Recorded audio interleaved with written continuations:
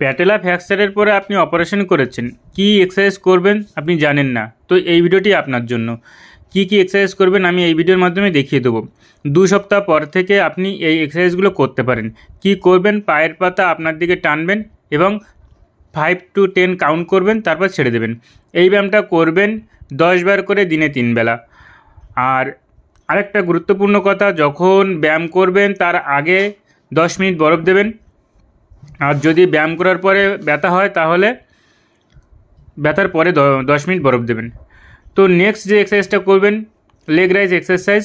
সোজা করে পা তুলবেন, পায়ের পাতা আপনার দিকে টানবেন, 10 কাউন্ট করবেন, তারপরে আবার পাটাকে নামিয়ে দেবেন। এটা করবেন 10 বার করে দিনে 3 বেলা। নেক্সট যে এক্সারসাইজটি করছি, হিল স্লাইডিং এক্সারসাইজ। এই ব্যায়ামটি করবেন, যদি আমি তো মেশিন দিয়ে করাচ্ছি, যদি আপনার বাড়িতে মেশিন না থাকে তাহলে কি করবেন, পায়ের ভিতরে প্লাস্টিক পরিয়ে দেবেন। প্লাস্টিক পরিয়ে দেওয়ার পরে পাটাকে হালকাভাবে স্লাইডিং করবেন, মানে ভিতরের দিকে টানবেন এবং সামনের দিকে সোজা করবেন। এই ব্যায়ামটা অন্তত 20 বার করবেন। অন্তত এইভাবে পুরোটা পা সোজা করবেন, আবার আস্তে আস্তে পাটাকে ভাঁজ করবেন। ভিতরের দিকে যতটা নিতে পারবেন ততটাই সুবিধা। তো এই ব্যায়ামটি করবেন অবশ্যই, গুরুত্বপূর্ণ এক্সারসাইজ এটি। নেক্সট যে এক্সারসাইজটা আমি দেখাবো, আরও গুরুত্বপূর্ণ এক্সারসাইজ। কি করবেন,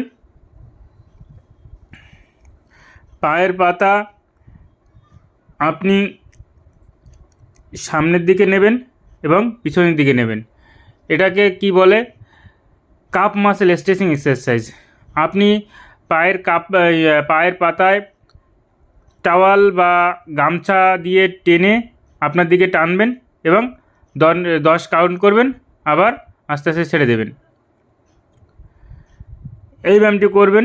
নেক্সট যে এক্সারসাইজটা করবেন, পাটাকে ভিতরের দিকে নিয়ে যাবেন এবং বাইরের দিকে নিয়ে যাবেন। এটাকে বলে অ্যাবডাকশন এবং অ্যাডাকশন। এই ব্যায়ামটি করবেন আপনার মন যতবার চায় খাটের উপরে, বেডের উপর শুয়ে এই ব্যায়ামটি করতে পারেন। দুটো পা দুই দিকে ফাঁকা করতে পারেন এবং কাছে আনতে পারেন। তারপরে যে এক্সারসাইজটি করবেন, চেয়ারের উপরে বসে পাটাকে ভিতরের দিকে ঢোকানো, বা খাটের উপরে বসে পাটাকে ভিতরের দিকে ঢোকানো। ঢুকিয়ে 10 কাউন্ট করবেন, আবার আস্তে আস্তে পাটাকে বের করবেন। আর ঢুকালাম, ভিতরের দিকে আবার আস্তে আস্তে ঢুকাবো। ঢুকিয়ে 1 2 3 4